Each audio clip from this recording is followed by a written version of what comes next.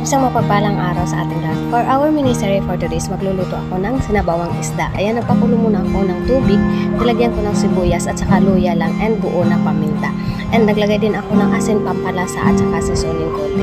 Ayun, nilagay ko na yung isda after na kumulo yung ating tubig at sinabay ko rin nilagay yung ating kamote. Dahil masarap ang kamote sa sinabawang isda, manamis-namis yung kanyang sabaw. Ayan, pinakuluan ko muna hanggang sa maluto yung ating kamote at nilagay ko yung kulot na sili. Yung siling yan ay hindi maanghang, kaya kahit marami yung ilalagay natin ay hindi nakaka-worry sa atin kasi nakakain ang sili na yan. So ayan, napaluto na yung ating mga nilagay at ilalagay na natin yung ating gulay na cabbage. Naglagay ako ng 1/4 slice ng cabbage na maliliit lang.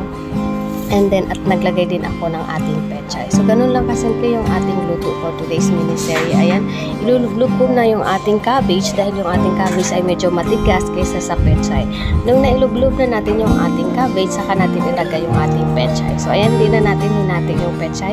Kulang natin siyang nilagay or buo lang natin nilagay yung ating pechay dahil napakasarap niyan sana kung may saging. Kaya lang wala akong saba na saging. So, ganun lang yung ating luto for today. And then, masarap din yan isaw-saw sa patis yung gulay natin pag hindi maalat kasi kulang sa asin dapat ang luto na ganyan. So that's our video for today. Thank you for watching.